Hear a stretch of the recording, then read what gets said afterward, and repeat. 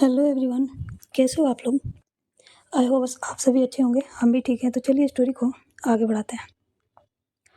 आकृति का घर, जहाँ पे पूरी फैमिली, अनया की फैमिली, आकृति की फैमिली बैठे हुए थे और बीच में गुरु माँ बैठी हुई थी।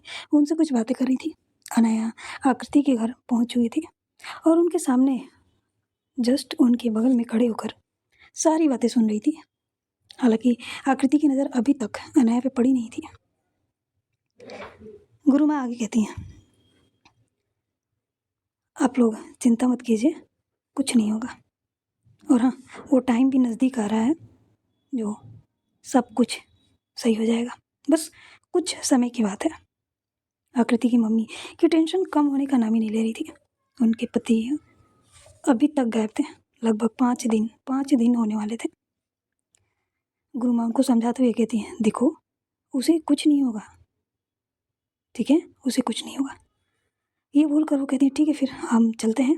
और हाँ, बहुत जल्द उनकी यात्रा स्टार्ट होने वाली है। वो लोग यहाँ से निकलेंगे तो आप सब अपने आप को तैयार रखिएगा, कुछ भी हो सकता है।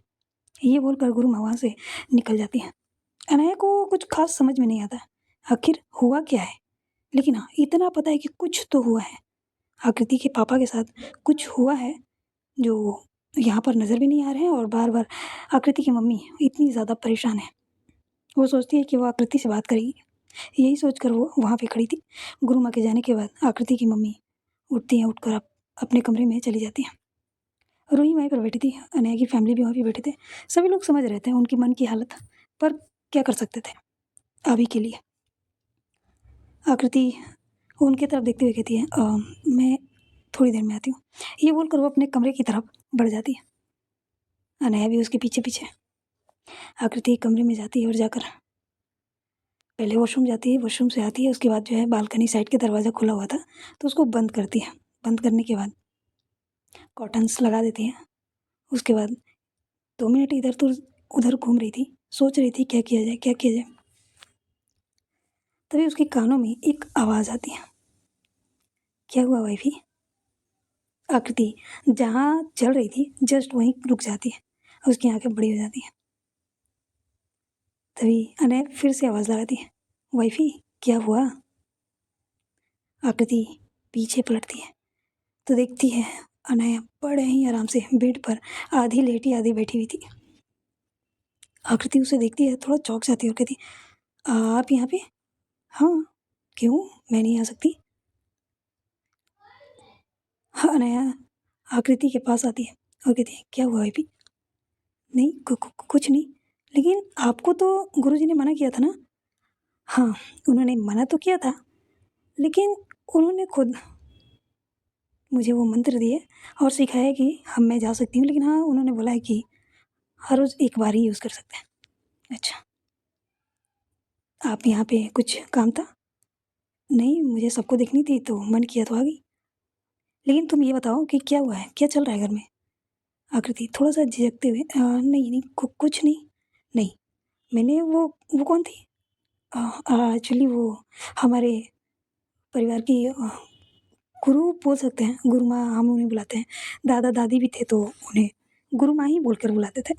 वो उस टाइम की है जब हमारे दादा दादी थे ना, तब से वो हमारे परिवार को किसी भी प्रॉब्लम हो, मुसीबत हो या कुछ पूजा पाठ या कुछ भी हो, सब वही देखती हैं।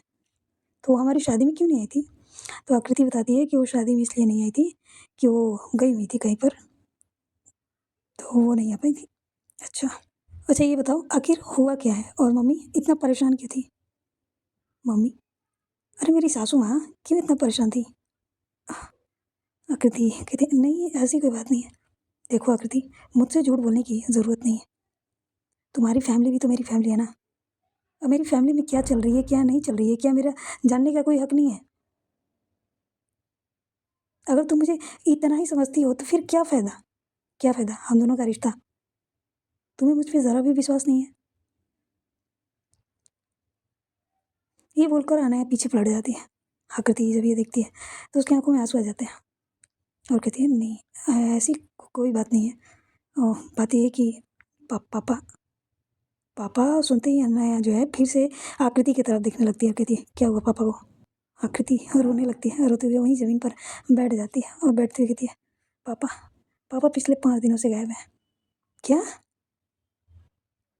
5 दिन हो गए हैं? तुमने मुझे बताया भी नहीं। हम तो हर रोज़ मिलते हैं ना आकृति। और तुम मुझे इतनी सी मतलब ज़रूरी बात बताना ज़रूरी नहीं समझा तुमने। मतलब इतनी बड़ी चीज़ होगी घर में, पापा गायब हैं, 5 दिन हो गए हैं और तुमने मुझे बताना ज़रूरी तक नहीं समझा। आकृति क्या ही बोलती है। वो रोते हुए कहती है, आई एम सॉरी। मैं सोच रही थी कि आप पहले अपनी सारी चीज़ें पूरी कर लो जिस काम से आप गए हो, इसीलिए मैं नहीं बताई। आकृति तुम पागल हो, इतनी बड़ी बात है, पापा गायब हैं। पुलिस स्टेशन गई थी। आकृति ने बताया, सारी बातें बताई कि वो जब पुणे में थी तो मम्मी ने कॉल किया था, वो लोग पुलिस स्टेशन गए थे, उनका कोई आता पता नहीं है। ऐसे करके वो सारी चीज़ें बताई, सिवाय एक चीज़ के कि उसने देख लिया था कि उसके पापा को कौन लेकर गया। क्योंकि अनया को इस बारे में पता है कि नहीं पता है वो भी तो नहीं जानती है ना। तो अनया कहती है, अच्छा हम पता कर सकते हैं ना, रुको मैं जाकर देखती हूँ। ये बोलकर वो जाने लगती है। तो आकृति जो है उसको रुकते हुए कहती है, नहीं आप कहाँ जा रहे हो? अरे हम कर सकते हैं, गुरुजी ने बताया था हम पता कर सकते हैं। हाँ पता कर सकते हैं, लेकिन क्या? मुझसे तुम कुछ छुपा रही हो ना, अभी भी कुछ। देखो आकृति, अगर कुछ और बात है तो तुम मुझे क्लियर बताओ यार। तुम मेरी वाइफ हो और मुझे नहीं बताओगी तो किसे बताओगी? ये दोनों परिवार मेरा ही परिवार है। आकृति उसके तरफ देखती है और देखते हुए कहती है, मैंने देख लिया है कि पापा को कौन लेकर गया है, लेकिन किस जगह पर गया है ये मेरे बस की बात नहीं है। मैंने कोशिश की थी पता करने के लिए, लेकिन मैं कर नहीं पाई। अच्छा कौन लेकर गया है? तो वो सारी बातें आकृति बताती है, सब कुछ। और जैसे ही अनाया को ये सारी चीज़ें पता चलती है ना, उसकी आंखें बड़ी हो जाती हैं। उसके माथे पे टेंशन साफ नजर आ रही थी। वो कहती, ये कैसे हो सकता है? तो तुम्हें कोई गलतफहमी हुई है। गलतफहमी? किस बात की गलतफहमी? अरे पर कैसे हो सकता है? एक शैतान आत्मा क्या बोल रही हो तुम? मुझे तो समझ में नहीं आ रही है। आकृति कहती है, अच्छा आपको समझ में नहीं आ रही है, ठीक है। वो जाती है, जाकर अनया का हाथ पकड़ने की कोशिश करती है, लेकिन वो पकड़ नहीं पाती क्योंकि अनया एक रूह के रूप में थी। और कहती है, देखा, जब आप ये कर सकते हो, मैं कर सकती हूँ, तो ऐसा हो क्यों नहीं सकता है? जब आप और मैं रूह के रूप में कहीं भी आ जा सकते हैं, कुछ भी कर सकते हैं, तो वो लोग क्यों नहीं कर सकते हैं? हाँ अच्छा ठीक है, ठीक है। लेकिन ये बताओ, क्या दुश्मनी थी पापा से उनकी? आकृति चुप हो जाती है। आकृति मैंने कुछ पूछा, क्या क्या क्या चल क्या रहा है?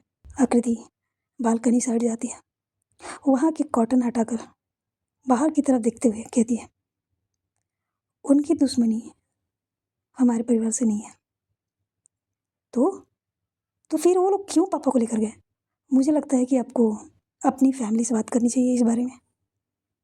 हाँ ना, ये सुनते ही चौंक जाती है और कहती है कि क्या मतलब? हाँ मतलब यही कि जो मैंने बोला। तुम्हारा कहने का मतलब है कि उनकी दुश्मनी हमारे परिवार से है, लेकिन हमारे परिवार को छोड़कर वो तुम्हारे पापा को क्यों उठाएंगे? आकृति उसकी तरफ देखती है, एक कड़वी स्माइल के साथ कहती है, अभी अभी तो आपने बोला कि मेरा परिवार आपका परिवार है, तो आपके परिवार का प्रॉब्लम मेरे परिवार तक कैसे नहीं आ सकता है? ये सुनते ही अनया चुप। अब क्या बोले आगे? क्या बोले? आकृति के कहने का मतलब साफ था, ये प्रॉब्लम अनया की फैमिली की है, जिसमें वो लोग एक घून की तरफ पीछे जा रहे हैं। मतलब कहते हैं ना, गेहूं के साथ घून भी पीसा जाता है, वैसे ही। अनया कुछ देर सोचती है और कहती है, हाँ मैं जा रहा हूँ दादाजी से बात करने। ये बोलकर वहाँ से वो निकल जाती है। दरवाज़ा खोलने की ज़रूरत ही नहीं थी, बस थोड़ी सी जगह चाहिए थी। वो निकल जाती है। आकृति जब अनाया को जाते हुए देखती है तो अपने सिर पे हाथ रखते हुए कहती है, हे भगवान क्या करूं मैं? ये पूरी बात सुनते क्यों नहीं? निकल गए, अब कौन सुनेगा इनको? कौन सुनेगा? जब इन्हें कोई देख नहीं सकता तो सुन कैसे सकता है? लेकिन आकृति को ये कहाँ पता था कि अनाया अगर चाहे तो लोग उन्हें देख भी सकते हैं और सुन भी सकते हैं, क्योंकि अनाया ने वो सारे चक्र जागृत कर चुकी थी जिससे वो अपनी बात सामने वाले को रख सकती है, और वो अदृश्य होने के बाद भी सभी उसकी बातें सुनेंगे भी। आकृति भी उसके पीछे पीछे जल्दी जल्दी दरवाज़ा खोलकर बाहर निकलती है तो देखती है कि अनाया पहले से ही दादाजी के कमरे में घुस चुकी थी। वो भी दौड़ते हुए उस कमरे तक जा रही थी।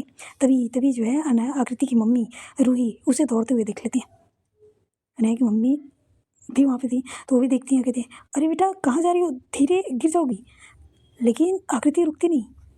ये देखकर वो लोग भी थोड़ा घबरा से जाते हैं तो वो लोग भी उठते हैं, उठकर दादाजी के कमरे की तरफ निकल जाते हैं जहाँ पे दादाजी पापा और दादी माँ बैठकर कुछ बातें कर रहे थे, शायद इसी बारे में। अनाया जब वहाँ पहुँचती है तो उसके कानों में आवाज़ आती है पापा की।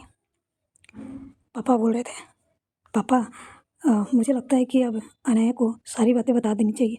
आखिर उसे भी तो सारी चीज़ों के लिए तैयार रहना चाहिए ना। अब आगे क्या होगा क्या नहीं होगा हमें नहीं पता, लेकिन अनाया को मालूम होना चाहिए कि वो कौन है, कहाँ से है, वो सब कुछ, और उसका जन्म क्यों हुआ है, उसको उसको क्या करनी है, आकृति के पिता कहाँ पर हैं, किन के कब्जे में है, ये सब हमारी फैमिली का प्रॉब्लम है। दादाजी कहते हैं हाँ पहले उसको आ जाने दो फिर हम बात करेंगे। तभी उनके कानों में एक आवाज़ आती है, क्या बात करनी है, मैं यहीं पर हूँ। जब ये सुनते हैं ना सब चौंक जाते हैं और इधर उधर देखने लगते हैं। उन्हें कोई दिखता नहीं है, लेकिन अनाया की आवाज़ साफ सुनाई दी थी और सबको यकीन था कि ये अनाया की ही आवाज़ है। अनाया, अनाया बेटा कहाँ हो आप? दादू मैं यहीं पर हूँ। आप लोग क्या बात कर रहे थे? पापा कहते बेटा तुम यहाँ पे कैसे, कहाँ हो तुम, सामने आओ। पापा मैं अभी सामने नहीं आ सकती। हाँ अगर आप लोग मुझे देखना चाहते हो तो आप लोग मिरर के ज़रिए देख सकते हो। मिरर? तभी जो है पापा खड़े होते हैं, सामने मिरर के पास जाते हैं तो वहाँ से हल्की धुंधली परछाई दिख रही थी अनाया की। पापा जिस तरफ परछाई थी उधर पलटते हैं, पलट के देखते हुए कहते हैं बेटा आप यहाँ पे क्या कर रहे हो, और ये इस रूप में? पापा ये सब बाद में, आप लोग क्या बात कर रहे थे वो बताओ। आकृति के पिता कहाँ हैं, कहाँ है पापा? दादाजी कहते हैं बेटा शांत हो जाओ, शांत हो जाओ। दादाजी देखिए मैं अब खुद को कंट्रोल नहीं कर पा रही हूँ, मैं चिल्लाना नहीं चाहती, लेकिन प्लीज़ मैं जानना चाहती हूँ कि आखिर बात क्या है, कहाँ है, कहाँ है आकृति के पापा? तब तक पूरी फैमिली आ चुकी थी और अनाया की आवाज़ सब लोग साफ सुन पा रहे थे। अनाया की मम्मी की आंखों में आंसू आ जाते हैं और वो आगे बढ़ते हुए कहती है बेटा कहाँ हो आप? मम्मी मैं यहीं पर हूँ, मुझे दिख क्यों नहीं रहा? मम्मी आप मिरर में देख लो। जब अनाया की मम्मी मिरर साइड में देखती हैं तो अनाया जस्ट उनकी बगल में खड़ी थी। अपनी बेटी को अपने पास देखकर उनकी आंखों में आंसू थे, वो रोते हुए कहती हैं बेटा कहाँ हो आप, और ना मुझे गले लगानी है। अनाया उनको गले लगते हुए कहती मम्मी मैं आपके गले लगी हुई है ना, आप बस फील करो। नहीं हो रही है, हो जाएगी मम्मी, आप फील करो आपकी बेटी आपके पास है। लेकिन ये कैसे? मम्मी प्लीज़ हम इस बारे में बाद में बात करेंगे। और हाँ ये कैसे, ये आप लोग जिस जगह पर भेजे थे, जिस काम के लिए भेजे थे, मैंने वो सारी काम कर लिया है। 2 दिन बाद मेरी ट्रेनर के साथ फ़ाइट है तो मैं उसमें जीत जाऊँगी, उसके बाद मैं हमेशा हमेशा के लिए आपके पास आ जाऊँगी। सभी ये सुनते हैं लेकिन कुछ कहते नहीं, क्या बोलते हैं। अनया अपनी मम्मी को छोड़ती है और छोड़कर साइड में खड़ी हो जाती है और कहती है मैं आप सबसे आखिरी बार पूछ रही हूँ कि आखिर बात क्या है। दादाजी उसको शांत कराते हुए कहते हैं शांत हो जाओ अनया, ठीक है मैं तुम्हें बता दूंगा, सारी बातें बता दूंगा, ठीक है तुम पहले वहाँ से लौट आओ, उसके बाद मैं वादा करता हूँ कि तुम्हें सारी बातें बता दूंगा। बस कुछ दिनों की बात है, तुम वहाँ से लौट कर आओ। और हाँ आकृति के पापा को कुछ नहीं होगा, अपने दादू पे भरोसा रखो, कुछ नहीं होगा। अनाया कहती है पर दादाजी अभी क्या प्रॉब्लम है, अभी भी तो बता सकते हैं ना। बेटा बता सकते हैं, लेकिन पहले जिस काम पे तुम्हारा फोकस है उसको करके वापस आओ, हमने वादा किया है ना कि हम तुम्हें पूरी बात बताएंगे। तुम कौन हो, हम कहाँ के रहने वाले हैं, हमारा अतीत क्या है, हम सब बताएंगे। और आकृति के पापा किसके पास हैं हम वो भी बताएंगे। तो अनया कहती है तो आपने फैसला कर लिया है कि अभी नहीं बताएंगे? दादू कहते हैं हाँ बिल्कुल।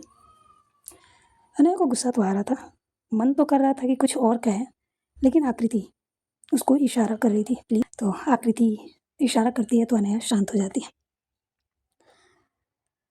अनया जो है वहाँ रुकती नहीं है, कहती है ठीक है फिर तो मैं चलती हूँ, ये बोलकर वहाँ से निकल जाती है। हालांकि कमरे से बाहर निकलने के बाद वो जाती नहीं है, क्योंकि अभी भी उसके पास 30 मिनट्स थे, 10 मिनट ही बात हुए थे वहाँ पे, तो उसके पास अभी भी 30 मिनट थे। तो वो डायरेक्ट आकृति के कमरे में जाती है। आकृति कहती मैं देखती हूँ, ये बोलकर निकलने ही वाली होती है कि तभी दादाजी कहते हैं बेटा क्या तुम उसको देख सकती हो? आकृति चुप हो जाती है, अपनी नज़रें थोड़ा इधर उधर करने लगती है। तो दादाजी समझ जाते हैं। वही आकृति की मम्मी जब ये देखती है तो कहती सच में देख सकती हो? आकृति हाँ में से हिलाती, हालांकि कुछ बोलती नहीं। तो ये देखकर अनाया की मम्मी के चेहरे पर स्माइल आ जाती है और कहती है देखो गुस्से में कहाँ गई है। हाँ आकृति हाँ में से हिलाती, वो कमरे से निकल जाती है। उसको थोड़ा अजीब भी लग रहा था, लेकिन क्या कर सकते थे। अनाया की मम्मी कहती है अब क्या करें पापा? तो दादाजी कहते हैं कुछ नहीं बेटा, हमने बोल दिया है ना, तो बस वो वहाँ से लौट आए, उसके बाद जो है हम सारी सच्चाई बता देंगे। आखिर ये सारी चीज़ें ख़त्म करना बहुत ज़रूरी है। सबकी लाइफ में प्रॉब्लम चल रही है। इनकी भी अभी नई नई शादी हुई है और ये खुद के साथ समय ना बिताते हुए हमारी चीज़ों में फंसे हुए हैं। ये सारी समस्या जो भी है, प्रॉब्लम सब खत्म हो जाए, फिर हम इन्हें कहीं बाहर घूमने के लिए भेज देंगे। सबके चेहरे पर स्माइल आ जाती है। हालांकि आकृति की मम्मी समझ तो रही थी, लेकिन फिर भी इग्नोर करके वहाँ से निकल जाती है। अब उनकी भी कोई गलती तो थी नहीं, एक तरफ उनकी बेटी और दूसरी उनके पति, क्या कर सकते हैं। माँ तो माँ है, और पति की क्या अहमियत होती है एक शादीशुदा महिला के जीवन में, वो तो कोई उनसे पूछे, सबको पता है। खैर आकृति इधर उधर देखते हुए सोच रही थी कहाँ चली गई, क्या सच में तो नहीं चले गए। ये सोचते हुए अपने कमरे की तरफ जा रही थी। क्यों ना कहीं उसको मन में शक तो था कि हो ना हो या तो वो चले जाएंगे या फिर मेरे कमरे में ही जाएंगे। यही सोचकर वो डायरेक्टली इधर उधर देखते हुए अपने कमरे में ही जाती है। वहाँ जाती है और जाकर देखती है कि अनया बहुत ही ज़्यादा गुस्से में बेड पर बैठी हुई थी। दरवाजे को बंद करती है, बंद करके अनया के पास जाती है और वहाँ बैठते हुए कहती क्या हुआ, आप इतने गुस्से में क्यों हो? अनया कहती अच्छा तुम्हें नहीं पता मैं गुस्से में क्यों हूँ? आई नो, मुझे पता है कि आप गुस्से में क्यों हो, पर क्या कर सकते हैं, बड़ों की बात माननी भी चाहिए ना। तुम्हारा क्या आकृति, तुम्हारा क्या, तुम ही बताओ। मुझे नहीं पता कि तुम किस हद तक तकलीफ में हो। पापा का गायब होना कोई छोटी बात तो है नहीं। आकृति चुप हो जाती है, अपनी नज़रें जो है झुका लेती है। अनया आगे कहती है मुझे अच्छे से पता है कि जो चल रहा है घर में वो सही नहीं है। ठीक है, दादाजी ने बोला है, ठीक है, मैं 100% अपना दूंगी और मैं पूरी कोशिश करूंगी कि मैं जीतूँ ही। और कोशिश नहीं, मैं पूरी जान लगा दूंगी, चाहे उसके लिए मुझे कुछ भी क्यों ना करनी पड़े। मैं जल्दी वापस आऊँगी, तुम चिंता मत करो। फिर हम जाएंगे अंकल को ढूंढने के लिए। अंकल सॉरी पापा। आकृति उसको घूर कर देखने लगी थी। आदत नहीं है ना बेचारी को, क्या कर सकते हैं, अभी नई नई शादी हुई है, अभी तो अपनी पार्टनर के साथ ही वक्त बिताने का टाइम नहीं मिला उसको। और एक शाम मिला भी तो वो भी किस हालत में मिला वो तो अनया भी जानती है। यार अपनी वाइफ को ठीक से देखने तक का मौका नहीं मिला, थोड़ी बातें करने का तक का मौका नहीं मिला, क्या कर सकते हैं। अनया बार बार सॉरी गलती से निकल गई थी, प्लीज़ देखो ऐसे घूरो मत। आकृति कहती है मैंने कुछ कहा क्या? नहीं, तुम देख तो ऐसे रही हो जैसे मुझे खा जाओगी। फिर से आकृति उसको घूरने लगती है। अच्छा ठीक है ना, गलती होगी। अच्छा मैं जा रही हूँ, ये बोलकर वो उठकर जाने ही वाली होती है कि आकृति जो है आकृति वहाँ बैठी हुई थी। तो कहती है 1 मिनट। अनया रुक जाती है और कहती है हाँ, मुझे पूछना है कि आपने सबसे बात कैसे की और आपकी अक्ष आईने में कैसे दिखी। अनया ये सुनती है ना तो उसके चेहरे पर स्माइल आ जाती है और कहती है ये बात है, और तुम कहो तो मैं तुम्हें छू भी सकती हूँ, और तुम भी। अच्छा, कैसे? और ये हुआ कैसे? तब जाकर अनाया जो है उसको अच्छे से बताती है कि मेरे जो है पाँचों चक्र जागृत हो चुके हैं और साथ ही साथ मैंने पाँचों तत्वों को भी अच्छे से जागृत कर लिया है, काफ़ी पावरफुल है और मेरी ट्रेनिंग भी पूरी हो गई है, तो मैं ये सब कर सकती हूँ। तुम्हें यकीन नहीं है? आकृति कहती है, ठीक है, मुझे आपको गले लगानी है। ये बोलते वक्त आकृति के चेहरे पर स्माइल नहीं थी, लेकिन आंखों में आंसू जरूर थे। अनाया कहती है, अरे रे रो क्यों रही हो? प्लीज़, काफ़ी समय हो गया है, आपको हक नहीं किया। अनाया कहती है, अर्थ पर रो मत ना, मुझे अच्छा नहीं लगता, प्लीज़। आकृति अपने आंसू को पोंछ लेती है। अनाया अपनी आंखें बंद करती है, कुछ मन में बोलती है, उसके बाद जो है अपनी आंखें खोलती है। उसके बाद अपना 2 कदम पीछे लेती है और जाकर आकृति को कमर से होल्ड करती है और अपने करीब खींचते हुए उसे अपने सीने से लगा लेती है। अब प्रॉपर तरीके से आकृति अनाया को फील कर रही थी, हालांकि उसकी हार्ट बीट नहीं सुनाई दे रही थी। हार्ट बीट तो शरीर में होती है ना, आत्मा में तो नहीं होती, तो हार्ट बीट तो सुनना पॉसिबल नहीं है, लेकिन अनाया बहुत अच्छे से आकृति की वो तेज रफ्तार हार्ट बीट सुन रही थी। क्या हुआ? कुछ नहीं, मैं आ जाऊंगी ना, बस 2 दिन की बात है, मैं आ जाऊंगी। मैंने वादा किया है ना, मैं जीत कर ही आऊंगी, तुम चिंता मत करो। और जब मेरी ये कंपटीशन होगी तो क्या तुम वहाँ पे रहोगी? आकृति कहती है, क्या आप चाहते हो? हाँ, मैं चाहती हूँ कि तुम वहाँ पे रहो। ठीक है, ठीक है, मैं आ जाऊंगी। पक्का? हाँ, पक्का। अनाया करीबन 10 मिनट तक दोनों एक दूसरे को गले लगाए हुए थे, बहुत ही प्यारे प्यारे बातें कर रहे थे। अनाया कहती है, आकृति,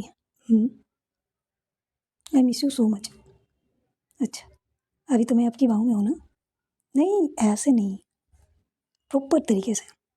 अब देखो ना, तुम तो मेरी बाहों में हो, मैं तुम्हें फील कर पा रही हूँ, लेकिन उस तरह नहीं। किस तरह? अरे समझ तो जाओ ना। अब देखो, हमारी नई नई शादी हुई थी और तुम्हें देखने का, तुम्हें निहारने का, तुमसे प्यार भरी बातें करने का मुझे ज़रा भी मौका नहीं मिला। और मुझे बहुत बहुत ज़्यादा अभी भी गिल्ट सताता है अंदर, बहुत ज़्यादा। मैं तुम्हें उन हालत में छोड़कर चली गई थी, लेकिन मुझे अब तक समझ में नहीं आई कि तुम्हारी हालत ऐसी हुई कैसे। हर पार्टनर के बीच में ये सब तो होता ही है, लेकिन तुम्हारी ऐसी हालत कैसे हो गई? ये सुनते ही आकृति उससे थोड़ी दूर हो जाती है और अपना चेहरा जो है दूसरी तरफ करते हुए कहती है, ऐसी कोई बात नहीं है, और एक्चुअली मेरी तबीयत ठीक नहीं थी। नहीं, हम्म, कुछ तो बात थी, बताओ मुझे। आप वहाँ से आ जाओ, ठीक है, उसके बाद हम सारी बातें क्लियर कर लेंगे, आपकी फैमिली की भी और हम दोनों की भी। पक्का? पक्का, आकृति बोलती है। अनया उसको फिर से अपने करीब करती है, उसको कस कर हक करती है, उसके फोrehead पे किस करती है, लेकिन वो किस तो था, टच भी फील होती है, लेकिन जो फील होनी चाहिए ना वो नहीं होता, एक होता नहीं है, एक अलग ही फील है।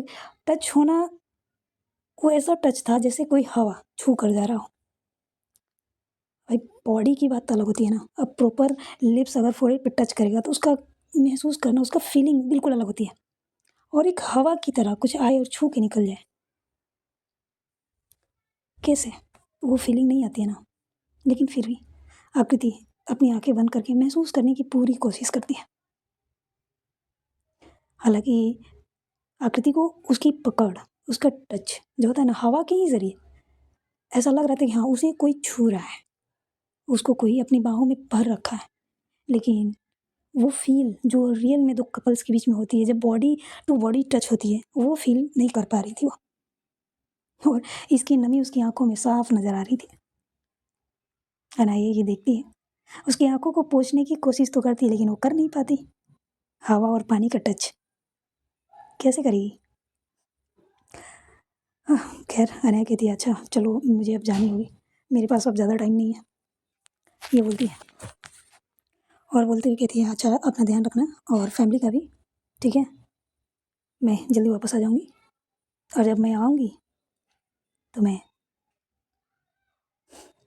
ये बोलकर वो चुप हो जाती है। उसके चेहरे पे बहुत प्यारी स्माइल थी यार, नॉटी स्माइल बोल सकते हैं। आकृति ये देखती है, थोड़ा शर्मा जाती है, अपनी नज़रें झुका लेती है।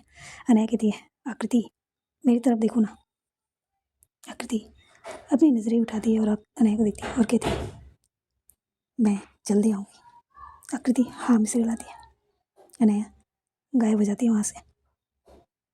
अनया के जाने के बाद आकृति अपने बेड पे बैठ जाती है। बैठते हुए अपनी आंखें बंद कर लेती है और मन मन कहती है, क्या हो रहा है ये सब? पापा कहाँ हो आप? मैं अब तक क्यों नहीं पहुँच पा रही हूँ? मैं अब तक पहुँचना चाहती हूँ, मैं आपको ढूंढना चाहती हूँ, लेकिन मैं ये कर नहीं पा रही हूँ। कैसे करूँ मैं? एक बेटी अपने पिता के लिए तड़प रही थी, एक पत्नी अपने पति के लिए।